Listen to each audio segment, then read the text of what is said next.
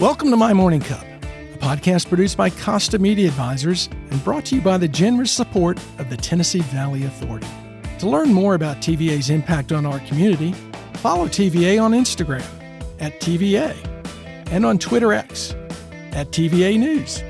My Morning Cup, where we have interesting conversations with genuine people. I'm Mike Costa, your host.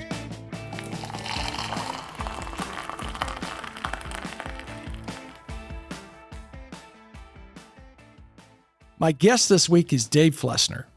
Dave recently retired as the business editor of the Chattanooga Times-Free Press.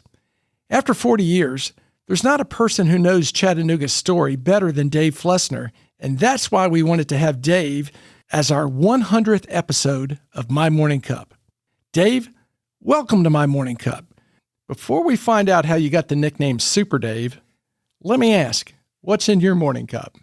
Oh, I love a cup of freshly brewed black Folgers coffee in the morning, and thanks for the cup you're sharing with me this morning as well. So. Absolutely. It isn't a hot black coffee a prerequisite to being a journalist? It is, and many years ago in the newsroom, we have a coffee area that I'd get up and walk a lot and go back to the coffee area and talk to other people, meet a lot of people, time of interaction, confide with other colleagues and learn a lot about the community, and hopefully taught them a little others later on in life. But around the coffee pot, I learned a lot about community and learned a lot about pursuing stories, and as well as staying caffeinated and keeping that drive going. So now that I've retired, I'm trying to cut back a little bit, but probably have a little bit too much coffee in my veins many days. Oh, there's never too much coffee. But to your point, what a great place to just informally exchange information and talk and learn things. Absolutely. I'd have to get up and walk around after taking a break and go back, and it was an area where you could really get to know people and talk about stories and their approaches to it and learn a lot from others and learn a lot about the community that way. Need an honest answer on this. Newspaper coffee, good or bad? Depends on the time of the day. not Starbucks quality, that's for sure. Not too good usually. Well, I'm so excited you're here. When you retired, I really wanted to get you on the podcast because you really have a vault of knowledge of Chattanooga, but I don't want to just talk about Chattanooga. You've had an interesting career and an interesting life, and I don't know if a lot of people know you grew up in Michigan, huh? That's right. I'm a native of Lansing, Michigan, one of those transplanted Yankees that came down here. Yeah. But this was in 1980 before a lot more of the southern invasion we've seen since and more in recent years, but came down here shortly after I was married, and thinking I would stay, maybe a couple of years or something. And 44 years later, I'm still in Chattanooga. So if I'm not Chattanoogan, maybe by birth, but by choice, I think I can say I'm now a Chattanoogan. Yeah, and I'm kind of the same way. I got here 25 years ago thinking it would be a 2 or 3 year gig, and I'd move on to the next thing. But Chattanooga's got a reputation of attracting Yankees and having them stay. Isn't that true? Well, it's an attractive place, and for a lot of reasons. From a journalistic perspective, it's just been a fascinating town to watch. First of all, it's kind of a big, small town. I like to think that even though we have a lot of very interesting things here, the power headquarters for the nation's largest public utility, and then headquarters for the state's biggest health insurer, and we have the largest independently owned snack company, the largest independently owned nursing home chain in the country. A lot of great companies are here, a lot of interesting things and people. But on the other hand, there's still a lot of interest, I think, in what's going on in their community here. People care about what's that new restaurant opening down the street, what their local high school is doing, what's happening at the school board, what's happening in the latest business trend, or what's happening at their local government. So, I think there's an affinity there, and people care and invest in this community in a way that I don't think most communities enjoy. Yeah, I think that's kind of been our secret sauce over the last couple decades, and that it always wasn't that way. And I know you got here in 1980, and I want to lead up to that. But growing up in Lansing, one of the things you told me that I found really interesting was is it your maternal grandparents had the farm? Yes, and they were a small 40-acre farm that, the kind of farm that probably doesn't exist in America. They had a dozen cows and a chicken coop and, 40 acres of corn and wheat, they sort of eked out of existence. My grandmother was a great gardener, and it was great fun as a grandchild to go out and ride in the tractor with my grandfather and play in the haylofts and see all the farm animals. But and they had come up to Michigan from central Illinois. They were sort of conservative Republicans. They had distrust of the democratic machine in Chicago, which is understandable. Yes, and then conversely, my maternal grandparents, my mother's parents, sort of the opposite. My grandfather was a sort of UAW Democrat. He worked at Oldsmobile and Rio and some of the assembly line jobs there, and had remembered how FDR and the New Deal had helped him a lot. So, ironically, all of my paternal grandparents who at one time were Republicans became Democrats, and the Republicans, my mother's family became more Republicans after starting out as Democrats. Isn't it funny how that's happened? But they were both in the same church, actually the same church that my parents married in, and subsequent to that, I met and married my own wife in the same church there in Lansing, and it really taught me a lot, though, that despite differences in partisanship, that there was a real love and commitment to helping us, and there's good things and merit in both sides, I think, and it taught me a lot to see the perspective from many sides in a partisan issue, which it's sort of what I've tried to do in journalism, is to try to look at both sides of an issue. And that's early training, wasn't it? Yes. Yeah. And politics wasn't as vitriolic at that time at all. Not at all. I mean, nothing has been like it is today. I mean, at least in our lifetime, maybe back in the 1800s. Yeah. Nothing like this. And I found that interesting because, one set of grandparents, I'm going to say hardcore Democrat one side, hardcore Republican. And as a grandson, you're trying to balance them, Yes. It's grandma and grandpa. Yeah.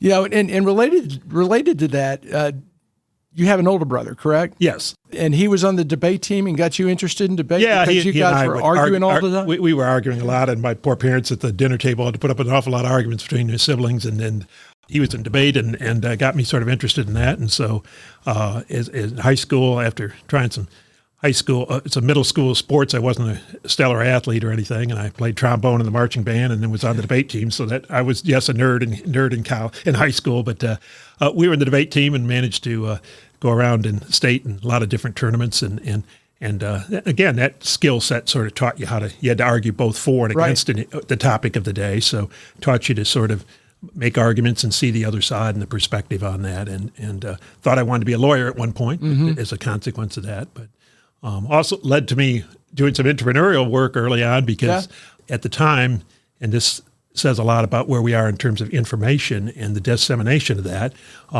at that point, pre-internet days, it was very hard to get certain kind of information. So each year there was a debate topic that people would announce for the national topic, and you'd want to have research and certain information about that. Well, I was blessed to live in the shadow of Michigan State University, where my mother worked as a secretary.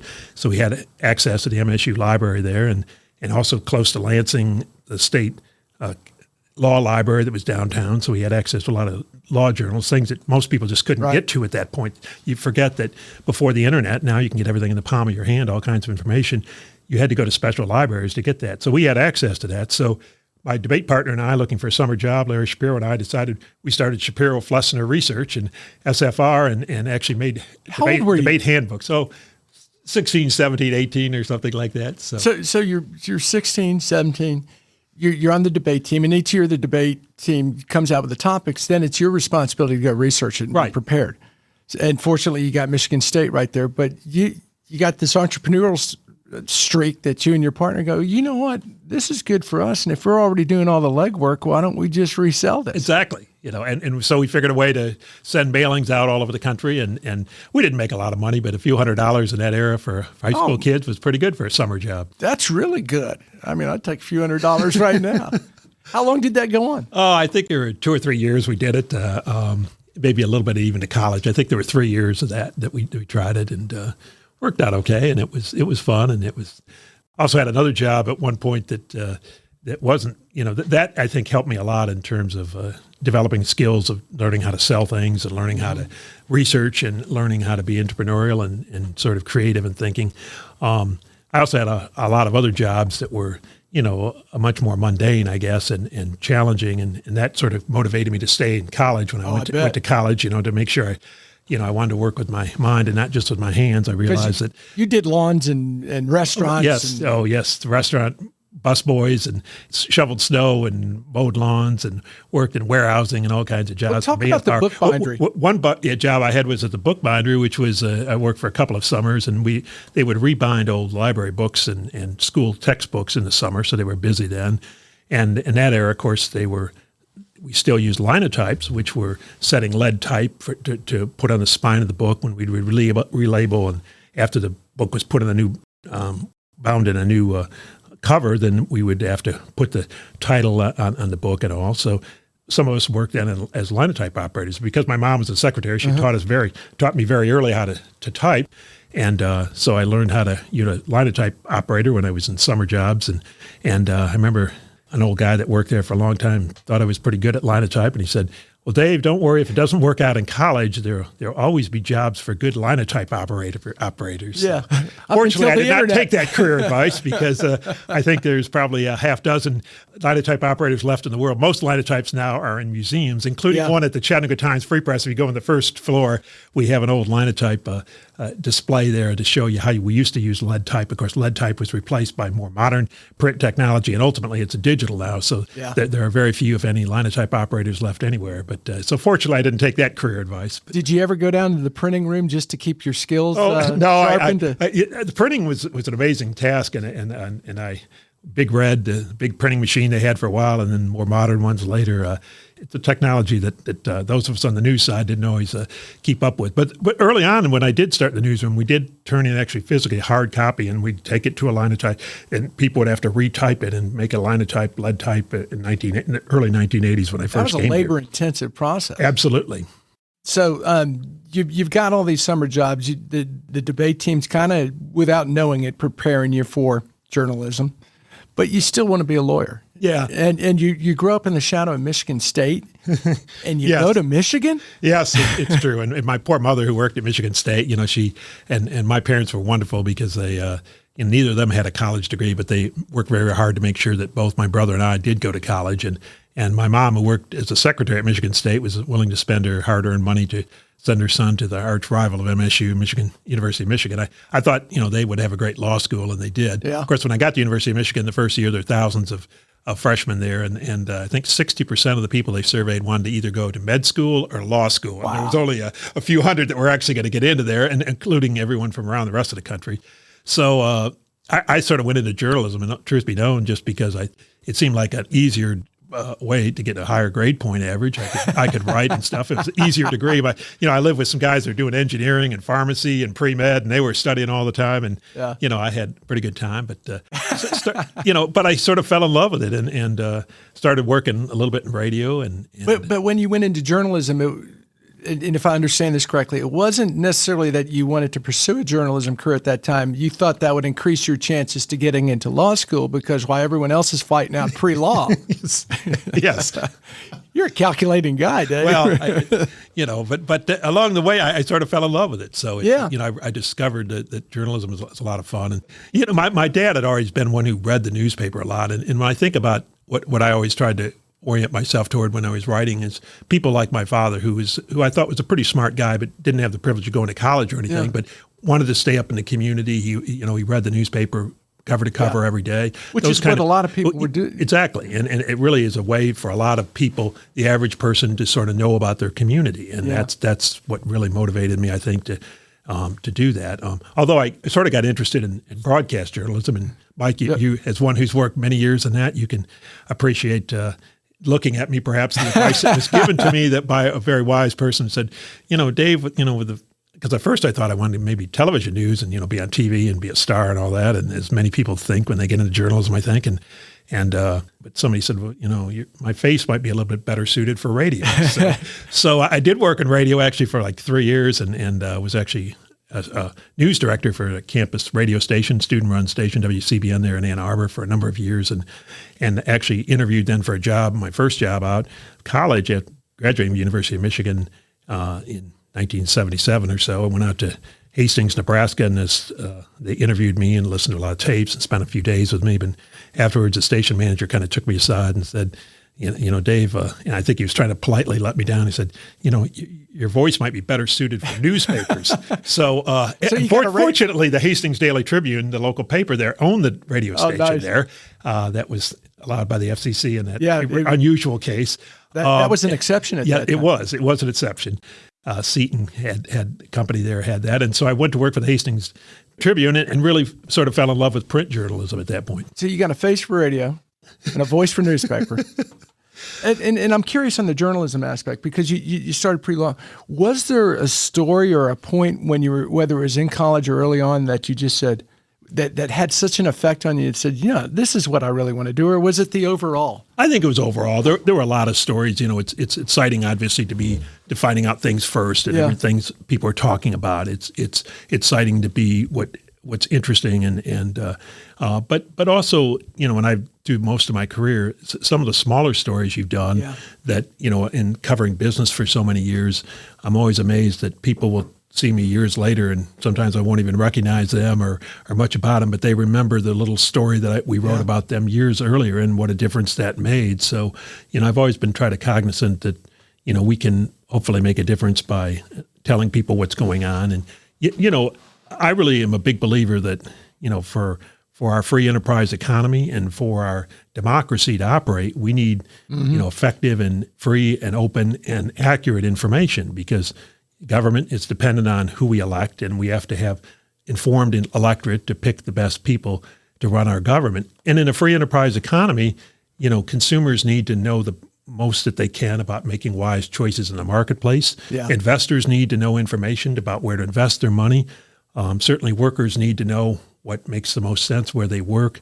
The more we can provide good, accurate information on a local level, which is what I think local television, local radio, local newspapers can try to do, is to help people understand their local community. There's a lot of focus this time of the year on the presidential election and national politics, but an awful lot of what drives the economy and drives government is really done on a local level. Well, and that was always my mantra, and what I always liked about being in a market like Chattanooga is you're going to succeed if you're going to be local. Yep. The internet changed everything for newspaper, changed everything for television, but what the internet could not do is provide that local boots on the ground aspect. I'm talking national websites or even weather. I mean, something as simple as weather. And I don't think a lot of people realize this, but in television, whomever a viewer chooses as the meteorologist that they trust,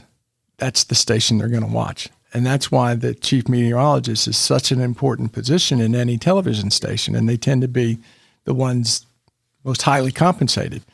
Because it affects everybody's life every day. Yeah, absolutely every day. And you can't get that, like you say, on a national basis. So, we've obviously had to try to define our niche, and it's been much different media landscape than when I got in the business. I entered the business here in 1980, and it was right after a joint operating agreement that the Free Press had with the Times went into existence. They had one in World War II. It broke apart.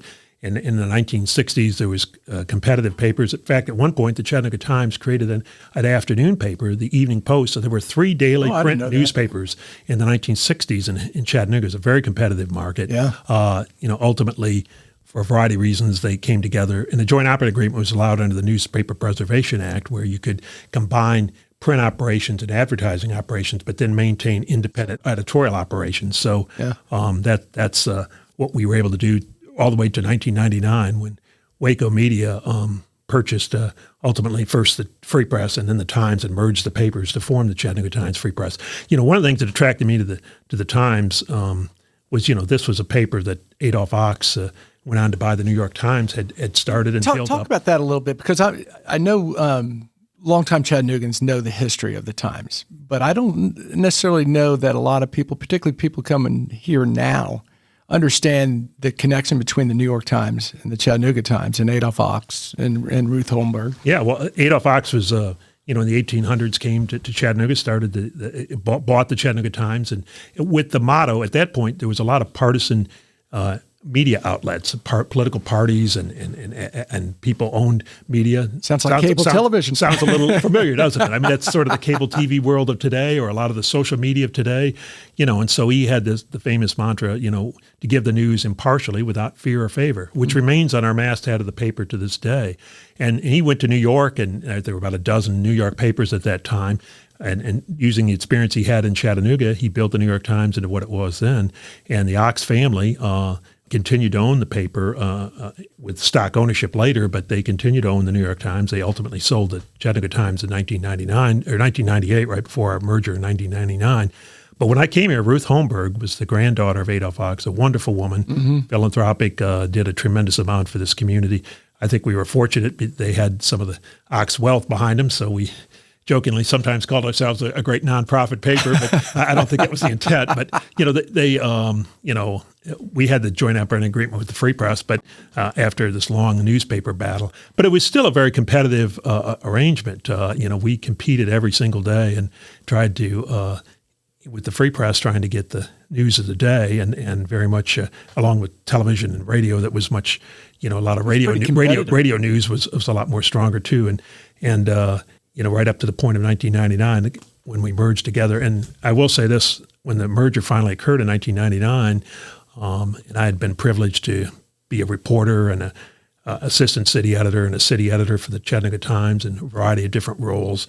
And, when it was sold, we were obviously very worried. We'd had this, great legacy with the Ox family. Yeah. And, we were merging here with these people we'd been competing with for so long. But Walter Hussman and Waco Media is really carried on a lot of that legacy. He has a statement of values he puts on page 2 of our paper every day, and he really has tried to continue this notion where you separate news and opinion.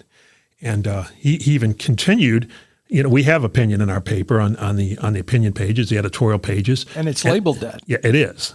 And he actually has continued both the Times editorial page and the Free Press editorial page. We're the only daily newspaper in America now which has 2 editorial page, of conflicting side. The Times continuing on a more liberal Democrat-leaning side, appropriately on the left, and on the right you have the Free Press with a more conservative Republican-leaning tendency. And we, and that's a place for certainly opinion and perspective and analysis and all of that. But on the news side, we're very adamant about, have always been, making sure that we're trying to present the most objective, factual information we can, and not opinionated.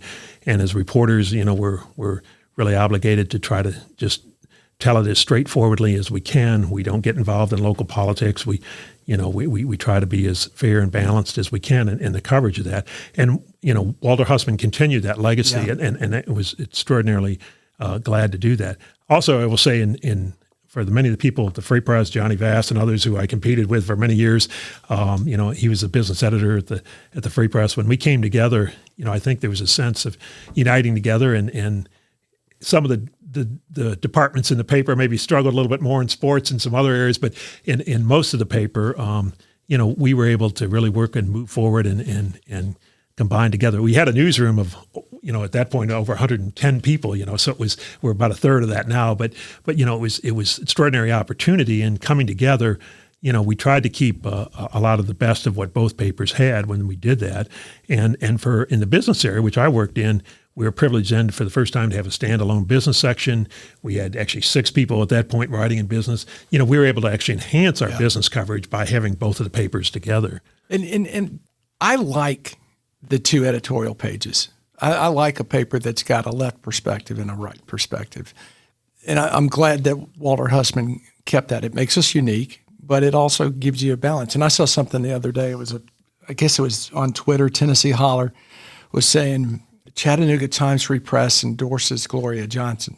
Yeah. It's like, well, let me remind you, the Times side politicians have been doing that for a long time. Yeah, so, it's not the Free Press. Yeah, it can be a little confusing when someone thinks, well, didn't they endorse the other side too? When both politicians are claiming it. Yes, there is a distinction there between the Times and the Free Press. Although the news is in one operation, the opinion side is very separate and distinct, and there's the Times and the Free Press. So yes, and traditionally, yes, the Times endorses Democrats and the Free Press endorses Republicans. So let me just go back real quick. You start your career in Hastings.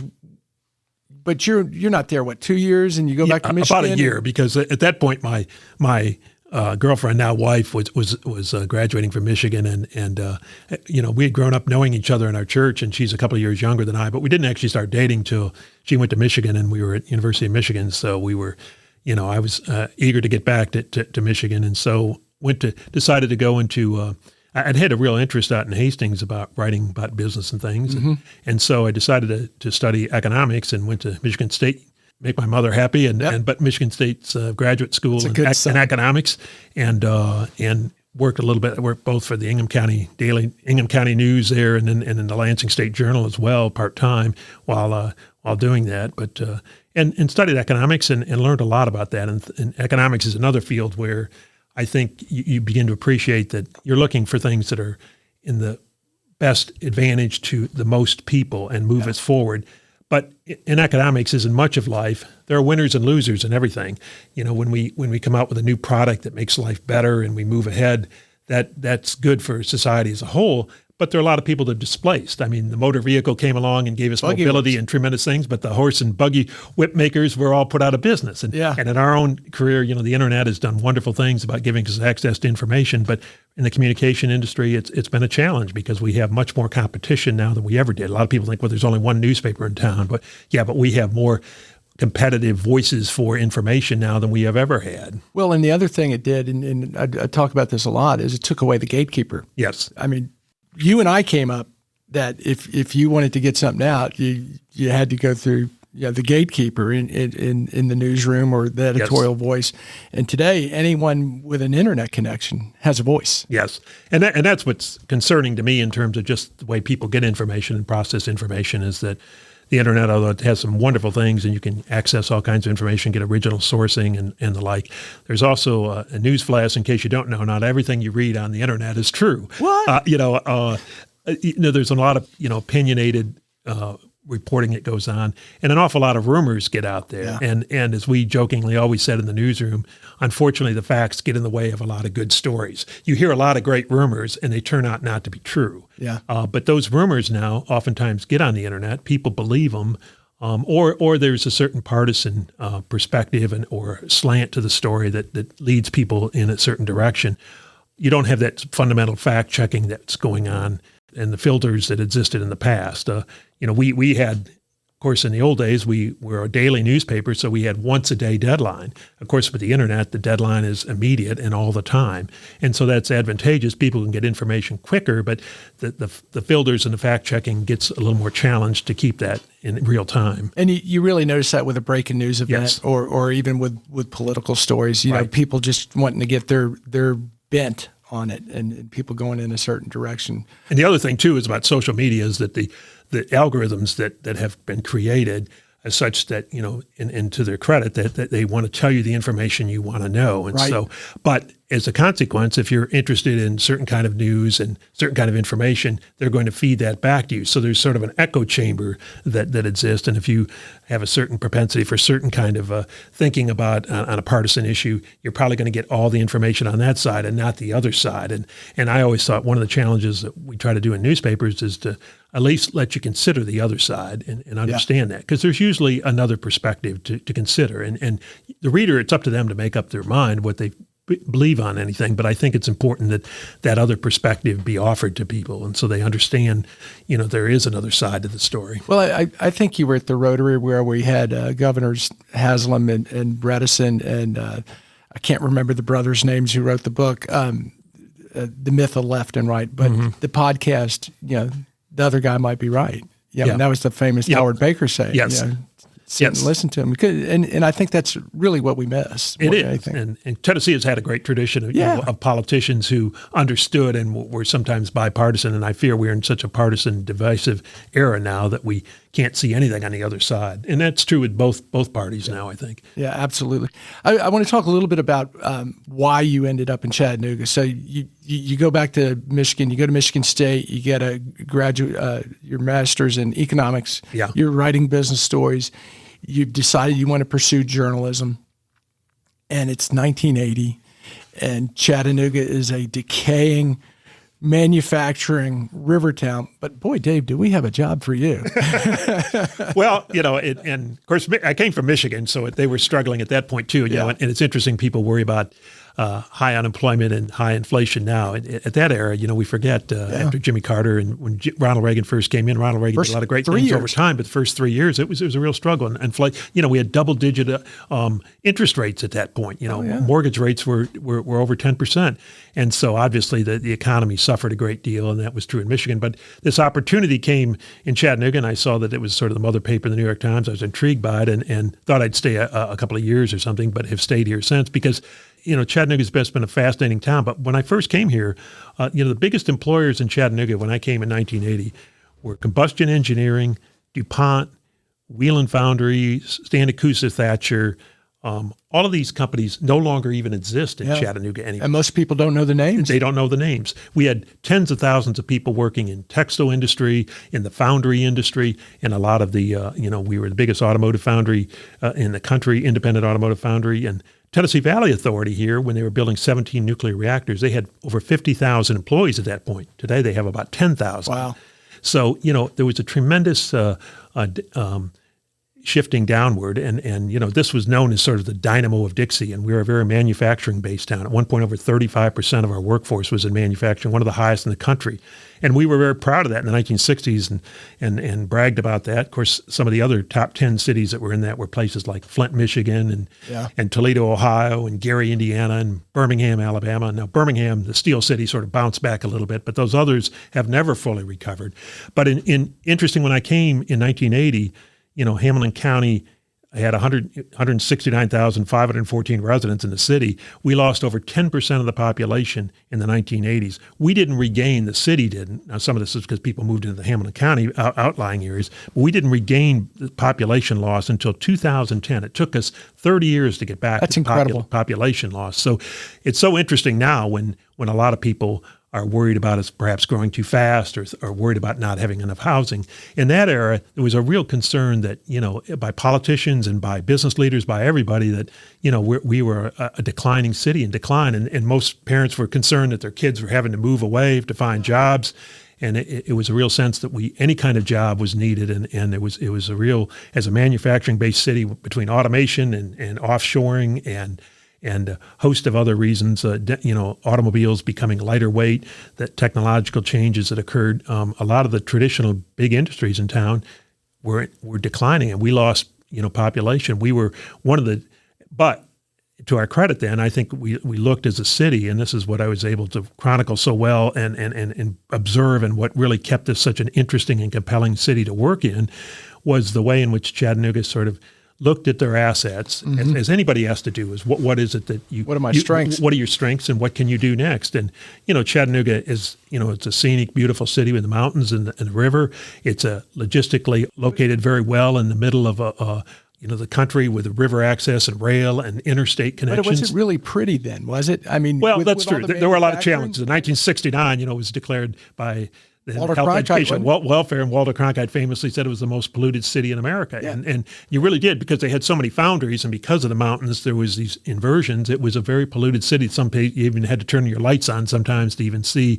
This predates my arrival, but it was a very smoggy, a polluted city, and we were able to clean up the air, some by environmental upgrades, some frankly by businesses just shutting down and not being here anymore. So it's a much cleaner city now, and that's a good point, Mike. But to your point, to take a step back and look and do an inventory and say, what are our strengths? And that was really a forward-thinking group of people that I don't believe we thank enough, quite frankly, because what they decided 30, 40 years ago, we're benefiting from today. Absolutely. Chattanooga, of course, famously was, the place in 1898 where this contract was made to be able to bottle Coca-Cola. Well, that created a tremendous fortunes that the Benwood Foundation, the Lyndhurst Foundation, and other foundations have been here, and they were able to take that. And Jack Lupton, who was at one time the largest Coca-Cola bottling company operator, who still lived in Chattanooga, even though all of his Coke interests were elsewhere, his son-in-law and Ricky Montague and others came together in the Moccasin Bend Task Force, and they sort of came up with a plan to revitalize the riverfront. And you look what we did downtown. That was a totally blighted area where we now have the aquarium, the Creative Discovery Museum, the Walnut Street Bridge, the Hunter Museum's been expanded, all of those, and later on with Mayor Bob Corker and the $120 million 21st century waterfront plan. There was a tremendous willingness to invest in the community by those who are here. So I think philanthropy was important. I think just recognizing the assets we had. Some of it was just, location-wise, we've been able to become a logistics capital. EPB also, we were home of this largest public utility, Tennessee Valley Authority, and EPB, Public Power. One of the things about public power, they were able to secure funding and use in a multi-purpose way. TVA's always had that, where they try to not only produce power, but they've tried to develop the river for navigation and flood control and for economic development, for recreation. Similarly, EPB has looked at ways as a public power to try to benefit the community. So they talked about getting in a smart grid and the consequence of laying fiber optics in order to do that early on. And they were ahead 15 of the curve years on ago. that. They were able to create the first gig city. And to this day, we're the only citywide gig service in America where you can get gig service at every single address. It's a huge advantage. Huge advantage. Now even trying to become a quantum network, And so that brought, particularly with remote work and technology advancements, the ability for more people to live here and easily communicate with people elsewhere and also technology businesses. So, we built logistics and technology and the natural attractions. We made this a great outdoor city. So stepping back, they're able to move from the manufacturing-based city, the old Dynamo Dixie, to a new version of Chattanooga. I'm going to ask you an opinion question, and you're a reporter and you're balanced. But as we're going through the exodus of manufacturing, and people are getting together with these ideas, these long-term plan ideas, and you're hearing these, things like the aquarium, or we're going to do this. What was your thoughts at that time? Because some people call it the Jack's Fish Tank. And there was, I was a bit skeptical, as a lot of people were. Edna Taylor was a contrarian at that point, famously in the 1980s, and she called it Jack's Fish Tank, and there was a lot of worry about government money coming in and paying for this. So to their credit, I guess they ultimately raised the entire amount for the aquarium privately. That's huge too. Which is, $30-40 million venture. It's just extraordinary to be able to do that. I mean, Tampa had a aquarium that they used from public money and later got in more trouble because they had to use public money. But, Chattanooga's really been blessed by that. But, there was a real vision laid out there and you kind of wonder if that's going to happen. Another example, that was sort of the Enterprise Center, the former volunteer army ammunition plant out in Tyner that was, a TNT production plant in World War II. And, the ultimate irony, this was a plant that was used to fight the Germans in World War II, and now ultimately becomes the home of Germany's largest, manufacturer, Volkswagen. It's a full circle. Yeah, a full circle. and redeveloping that. But it took decades to clean it up and to develop that and to build an interstate connection. And, sometimes we look even downtown at some projects and what's happening like now in the Bend with the stadium. It's taking a long time. But, I have learned that some of these things you have to be patient in it, and they don't happen overnight. And certainly Enterprise Center, which is now home to Volkswagen and Amazon and all kinds of business and has brought thousands of jobs here, it took a long time to develop that. Mm-hmm. And the aquarium, it was a lot of skepticism about that. But I think, here we are, 25 years later, I think without a doubt, people would have to say that the aquarium was a great asset to Chattanooga, and it's brought tremendous attention and visitation. And now we have a $1.7 billion a year tourism industry. And that's incredible because Chattanooga was not a tourist town in the 80s. Exactly. Or even 70s. Yeah. I mean, there was a time when people would, on their way from the Midwest to Florida, would stop off at Rock City and Ruby Falls, but it wasn't. It was a one-day visit, on the way down. But now it's, you didn't come for the weekend and spring break, fall break, any of those things. What, in your opinion, was the linchpin over the last few decades that really turned where Chattanooga was and where we're going? The aquarium obviously was one of those factors. I think Volkswagen was a big factor as well, landing that. And, what's interesting about Volkswagen is that site was pitched to, Toyota, they thought they lost out on that. Lost to Tupelo, didn't we? Yes. Yeah. And ultimately the Tupelo plant didn't work out so well. Which so it was the best thing it could have happened. You never know how things are going to work out, but to be able to get unanswered prayers. Yes. And obviously that today is probably supporting as many as 10,000 jobs directly and indirectly, and the aquarium and what's come out of the aquarium, building the related attractions around that and the appeal that's had. I think logistics is growing a tremendous amount. Access America was a company that sort of came here and sold out, and all of a sudden there's a dozen freight brokerage companies with thousands of employees, and we're home now of 2 of the 10 largest trucking companies, U.S. Express and Covenant Transport, Covenant Logistics now. So we become a trucking center, which makes sense with our location. And so there's been a lot of factors. I don't think it's a single thing, but and I think, again, the philanthropy and the commitment of people here to reinvest in their community. Growing up in Michigan, and my parents were an example, a lot of people when they retired, they'd go to Florida or somewhere else. A lot of people, there was a commitment to the community, but it was sometimes if it didn't work out in your community, you'd move somewhere else. Well, a lot of people here, even in the midst of that, stayed in Chattanooga and invested in Chattanooga. And, some of the Coca-Cola wealth invested here, even though they had no direct ties here. Ironically, Coca-Cola of Chattanooga is owned by the Coca-Cola United out of Birmingham for a long time. And all these Coke interests that from Frank Harrison to Jack Lupton, they owned them all over the world, but they didn't own them in their own hometown. That is funny. But I go back to a lot of different people, and it wasn't necessarily one event, but there were events that fed upon each other. Sure. Almost like one thing happens and you start to gain confidence by it. Well, yes. if we could do the aquarium, can surely do this. And what I find interesting about Volkswagen and Enterprise South, and I'm looking at it as an observer first and foremost, was the drive Claude Ramsey had. Yes. To stay true to no, we're gonna get a car manufacturer, because if I remember correctly, I think after we lost the Toyota thing, he was being roasted, and I think one of the roasters gave him a Toyota plant, which was a toy truck with a plant in it. Yes, yeah, and you're absolutely right. I mean, the Claude Ramsey interchange out there on Interstate is a tribute to that. But and I may be one of those skeptics at the time, kind of wondered, well, at this point, why don't you just take? We could have a lot of warehousing. We could have had all kinds of other easy jobs out there and gotten something for our investment. You sat out there with nothing for the longest period of time. And same, West Tennessee has a big mega site over there that they've, it looks like they're landed Ford if it comes with a huge, blue oval city. That sat empty for over a decade. Sometimes you have to wait for the right person, and so Chattanooga had some patience about that too, and didn't rush into anything. And that's in the Bend. I think you're seeing the same kind of thing on the South Side. That the owners there could have sold it at a Walmart down there or something, but they've kept that for some other purposes. And if it all works out with the stadium and everything else, that yet to be determined. But if it does, that could be a great asset. It'll redefine the city. It will. Yeah. And just one last point on Enterprise South, and I've heard this, and I assume it's true, that Volkswagen was heavily considering the site, but said, we can't see the topography. And that's when Claude Ramsey and I think Ron Corker was well, he was in the Senate. He was in the Senate then, so Littlefield was mayor. Yeah. And they got all the city. Yep. And they started clearing it and move. That was a guts. They didn't even have a firm commitment, but they were willing to go out there and say, we're going to, on the assumption that we might be able to get it, the hope that we can get it, we're going to clear the land and spend some money and do that. And sometimes you have to do that. I think that was the lesson of Enterprise South. We were blessed a little bit because there was an army to pay for some of the cleanup of that.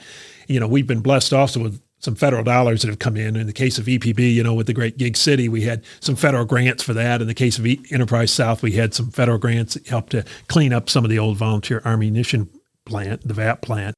But I do think, it takes a certain amount of courage. And Jack Lupton, to his credit, in the 1980s, it seemed pretty gutsy to do this world's largest freshwater aquarium on this blighted site downtown. That no one had tried before. But and originally they were talking about maybe a $10 or $15 million aquarium, just kind of a nice aquarium. But he wanted to make sure that it was special and big and attractive and would be world class, and it became. And it is.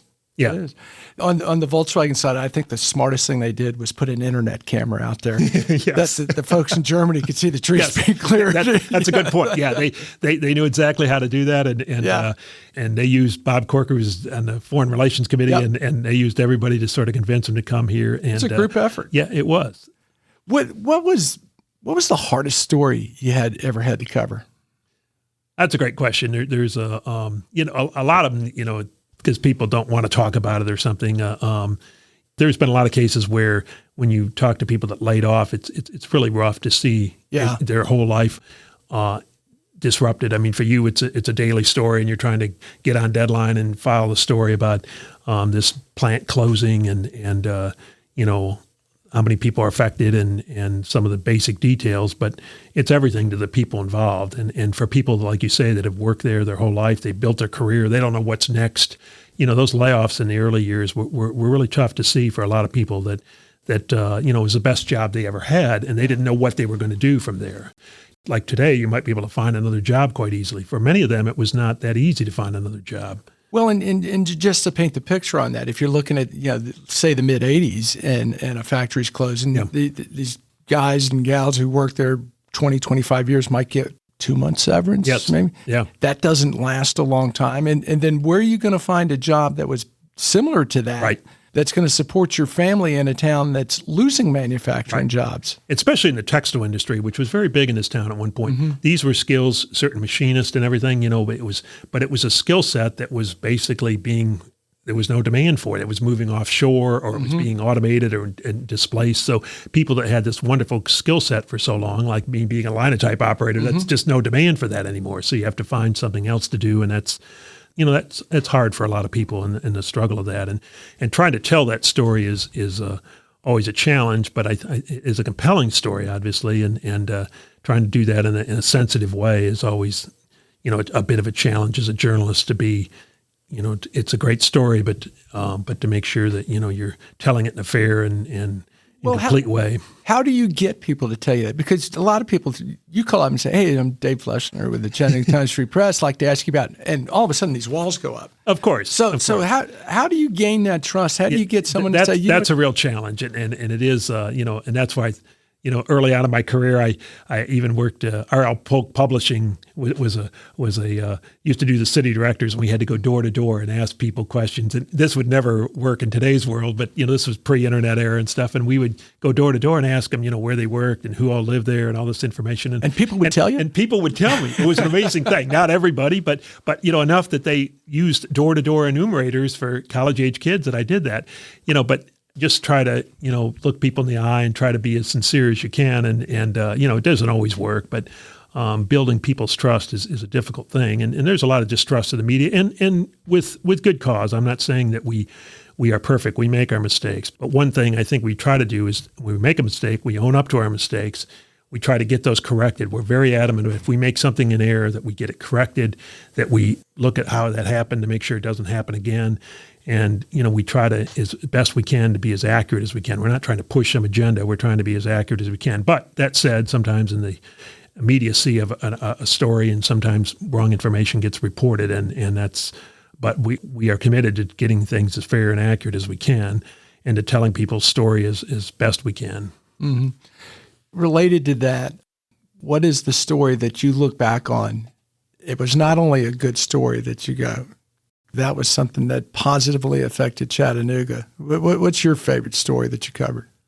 I don't know. There are a lot of small-time businesses and nothing immediate comes to mind, but even some of the startups that we've had, that I think back about writing about, Access America and some of these, and Bell Hops and some of these companies when they were just small little companies. And I thought, well, they'll be, it's an interesting little story. We'll see how they do. And they grew into tremendous businesses that have made, a tremendous impact. And fortunately, in those two cases, the owners of the business sold the business and they went on and they're reinvesting and building a whole lot of other businesses. And that's the kind of multiplier effect that, we see so much in Silicon Valley, but we're starting to see in Chattanooga where, people have success, they build a startup business, they sell it, and then they reinvest that and try to build other businesses. And that effect can really be huge. And it's seeing it in the logistics industry, and we're seeing it in some technology industries now, and they're staying here. Yes. You look at Ted Alling and Barry Large and Alan Davis. You look at Cam Doody. You look at Brian Elrod, who just sold Text Request. Right. They're building these businesses. They're selling, but they're staying here. Yes. And so that's huge. Yeah, I think Cam Doody is fascinating because he's built this brickyards where he basically has made a mission to bring other businesses, fast-growing businesses here, and he brings them to Chattanooga, tries to keep them in Chattanooga. But one of the things that's interesting, he brings them in this environment where they just work all the time, build up the business very quickly. It's almost like he doesn't want them to do anything else, don't want to be distracted like you might in Silicon Valley. But here in Chattanooga, you can really focus on what you're trying to do, give them the support they need, build it up, and be successful. Oh, it's boot camp. Yeah. We had Cam on earlier this year, and it's a great model. Yes. It's basically saying to these aspiring entrepreneurs, all right, we're going to invest in you, but here's the deal. You got to come here. You got to work in this place, and these are the hours, and we're going to focus you on making this or scaling this. And most of those entrepreneurs came to Chattanooga. They weren't even Chattanooga natives. So right. That's a wonderful thing is that we've been able to bring people here and keep them here. Well, Ted wasn't a native. I know Barry was, and Alan was. Cam wasn't a native. He was down at Auburn. Yeah. And I think I asked Cam this. I don't know what the connection is between Birmingham and Chattanooga that we get their best. Well, Ted Alling started that, I guess. Yeah, kept he it did. Going, so. Yeah, absolutely. I do have a couple more questions for you, but I do want to remind our listeners before we get too far off, Dave, that who makes this possible? And this is the Tennessee Valley Authority, and I thank TVA for sponsoring My Morning Cup. Follow TVA on social media to learn more about its multifaceted mission of service, and visit TVA.com/do good here to explore exciting TVA career opportunities.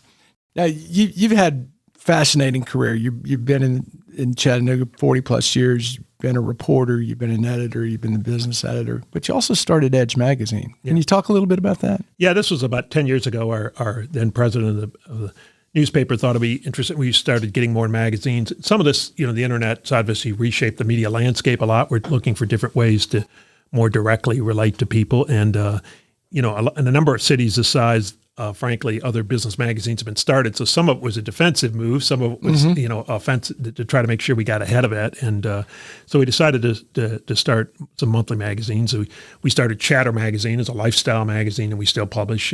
We had Get Out, which was an outdoor magazine that ultimately went away a few years ago, but lasted for about 10 years. And then Edge, which was just designed to be sort of targeted to highlight a lot of businesses and a monthly publication. So, but doing that and being business editor of the Times, Free Press was a challenging. Had to keep you busy. Kept me very busy, So, but it was a lot of fun, and it gave us an opportunity to tell stories, a little bit different way in a magazine format versus the newspaper. So, and we do exchange some of them on the internet, both of, and sometimes we'll run magazine stories in the newspaper and vice versa. But it does give away sort of targeting, telling a story about businesses. And this is a publication that goes to a little over 10,000 business owners and managers in the area, and really highlights a lot of interesting businesses in the area. So now that you're retired, well, sort of retired. You've retired, but you're still doing some things. You're writing occasionally, right? Yes, exactly. You plan to stay in Chattanooga? I do. It's a great town, and after 44 years, it's my wife and I have been very happy here, and I have 8 grandchildren that are in Ohio, Virginia, and Alabama. So we're sort of in the middle of all that, and it's a great town. So we're delighted to be here. I'm going to ask you the last question, and hopefully you've thought about this because I think you've heard it before. What would you tell your 25-year-old self is important for a happy life? Well, pursue what your passion is in life. Work hard at it, listen and learn from other people. And I think I did most of that. But I would also say sort of that I maybe didn't always do as well, the work-life balance, to make sure that you also work to preserve your family, your friends, your faith. In my case, I'm a believer in that. And, and the Bible talks about, Scripture tells us to have a day of Sabbath and a day of rest. And sometimes I think I need to remember I'm a father and a husband and a grandfather and some of those other responsibilities. And hopefully in my next chapter of life now, as I move into retirement, I can do more of that. But, sometimes we men define ourselves, I think, too much by what we do and what our job is. And while that was a great opportunity and I appreciated it greatly, I mean, I think maintaining that, also remembering who you are as a family and your friends are most important as well.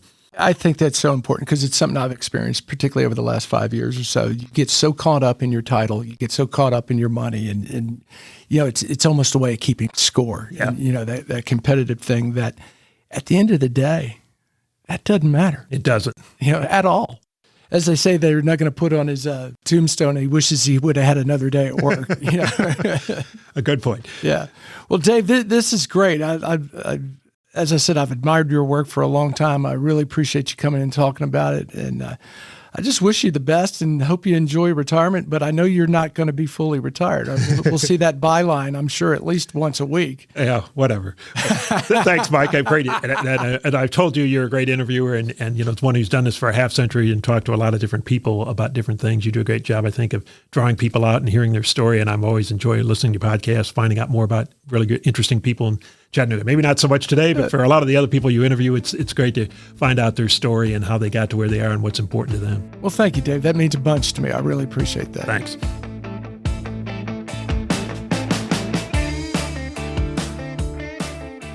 Thanks for listening to My Morning Cup, a podcast by Consta Media Advisors.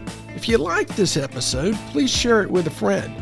I release a new episode each week, so be sure to subscribe on Spotify, Apple, Google, or wherever you listen to podcasts.